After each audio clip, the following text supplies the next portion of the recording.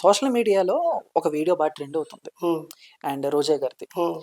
So ఆవిడ ఏదో టెంపుల్కి వెళ్ళారు. ఎవరో జిహెచ్ఎంసీ వాళ్ళు, మీరు చూసే ఉంటారు. చూసాంలే. వాళ్ళు ఫోటో దిగటానికి వస్తే ఆవిడ కొంచెం ఇలా, నాకు తెలిసి ఇది రెండోసారి అనుకుంటా. అంతకు ముందు కూడా ఎక్కడో ఒకసారి ఒక చిన్న సో ఏంటన్నా డిఫరెన్స్ ఏంటి అసలు, ఎందుకు అలా? అందులో మనం ఆలోచించగలిగినట్టు 3 ఉంటాయినా. మనకి ఏదన్నా ఒక జ్వరం లాంటిది వస్తే, ఎదుటోళ్ళు వస్తే దగ్గరకు రావద్దు అంటాం. జ్వరం ఏమి లే, మనిషి నిండా నీట్ గా ఉంది. ఎందుకంటే వాళ్ళ బంధువులు వాళ్ళు కూడా పక్కనే ఉన్నారు. అంటే ఇప్పుడు నీకు అర్థమైందా, ఎవరైతే 5 మంది ఉన్నారో వాళ్ళందరూ ఆవిడ పక్కన ఉన్నారు. అంటే ఎవరు లేకుండా అయితే లేదు. అంటే ఆవిడ ఏదైనా దీక్షలో ఉండడానికో, లేకపోతే ఆవిడ ఏదో పెద్ద మానేసుకోవడానికైనా ఎవరూ లేరు. వీళ్ళు వచ్చారు కదా, ఓహో వాళ్ళు కూడా ఉండకూడదేమో మనం అర్థం చేసుకోవచ్చు. కానీ పక్కన 10 మంది ఉన్నారు. ఉన్నారా లేదా? అంటే ఈవిడ నాన్ వెజ్ తిని ఉండదు, ఆ గుళ్ళోకి వచ్చిన వాళ్ళు నాన్ వెజ్ తిని ఉండరు. ఇంకో పాయింట్ ఏంటంటే, గుళ్ళో పనిచేసే పారిశుద్ధ్య కార్మికులు కూడా ఎలాగో నాన్ వెజ్ తింటారు. అంటే ఇక్కడ తేడా ఏంది అంటున్నా. బయట ఉన్న నాన్ వెజ్ తినేసి వచ్చేసారు అనుకోదాం, వాళ్ళు అక్కడే పనిచేస్తారు, సంవత్సరాల నుంచి పనిచేస్తున్నారు.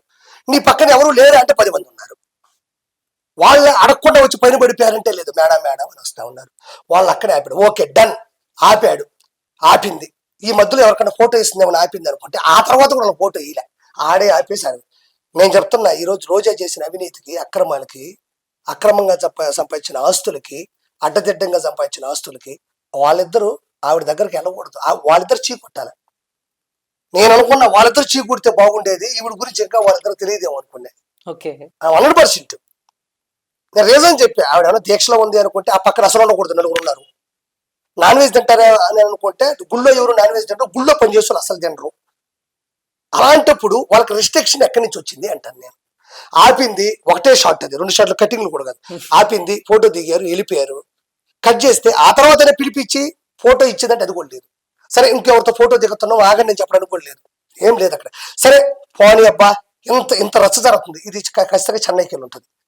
ఎలా చెన్నైలో కూడా అభిమానులు ఉంటారు కదా ఆవిడకి, చెన్నైకి వెళ్ళి ఉంటుందిగా వాళ్ళకి.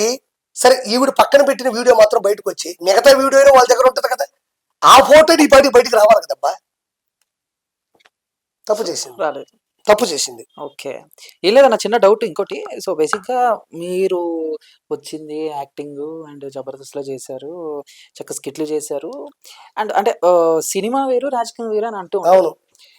బట్ మీరు ఇంత కష్టపడి వచ్చి సినిమాలు చేస్తారు, రాజకీయంగా ఇంత అనుభవం లేకపోతే ఇంత నాలెడ్జ్ ఎలా సంపాదించుకున్నారన్నా ఆర్పి అన్న? జగన్ ఏమో అది సంపాదించుకున్నాడు, మనం అది సంపాదించుకోగలమా? మనమే ఎంతో కొంత జ్ఞానమే సంపాదించుకోగలం. అది ఎలా అని? ఎలా ఏం లేదు, ఫీల్డ్లోకి వచ్చిన తర్వాత ప్రతిదీ క్షుణ్ణంగా నాలెడ్జ్ తెలుసుకోవాలి. మనం మాట్లాడేది పిల్ల మాటలు మాట్లాడకూడదు. అసెంబ్లీ అంటే ఏంటి, పార్లమెంట్ ఏంటి, లోక్సభ ఏంటి, ఎగువ సభ ఏంటి, ఎన్ని జిల్లాలు ఉన్నాయి, ఎన్ని దేశాలు ఉన్నాయి, 195 దేశాలు ఉన్నాయి, 26 ఆంధ్ర జిల్లాలు ఉన్నాయి. తర్వాత 4 ఎంపీ సీట్లు వచ్చేసి కూటమికి, 4 ఎంపీ సీట్లు జగన్మోహన్ రెడ్డికి వచ్చాయి. అది కడప, రాజంపేట, అరకు, తిరుపతి. 2 ఎంపీ సీట్లు మన పవన్ కళ్యాణ్కి వచ్చాయి, మచిలీపట్నం, కాకినాడ. మనకి 21 వచ్చినాయి. ఇవన్నీ కంపల్సరీ. మొత్తం అంతా నోటెడ్. ఠాగూర్ సినిమాలో చిరంజీవి గారు చెప్తారు అయినా పెట్టుకోవాలని కాదు, మనం ఎతుకులాట్లు ఆటోమేటిక్ గా వస్తాయి. ఇప్పుడు ఫర్ ఎగ్జాంపుల్ ఎందుకండి 26 జిల్లాలు ఉన్నాయి. చిత్తూరు, తిరుపతి, అన్నమయ్య, వైఎస్ఆర్ కడప జిల్లా, శ్రీ సత్యసాయి పుట్టపర్తి జిల్లా, నంద్యాల, కర్నూలు, అనంతపురం, నెల్లూరు, ప్రకాశం, విజయనగరం, విశాఖపట్నం, శ్రీకాకుళం, తర్వాత వచ్చేసి శ్రీ అల్లూరు సీతారామరాజు జిల్లా, తర్వాత వచ్చేసి కాకినాడ, అనకాపల్లి, ఏలూరు, కోనసీమ, తూర్పుగోదావరి, పశ్చిమ గోదావరి, కృష్ణా జిల్లా, ఎన్టీఆర్ జిల్లా, పల్నాడు, బాపట్ల, గుంటూరు. 26 జిల్లాలు. సో మొత్తం అలా ఉంటదన్నమాట మీ దగ్గర.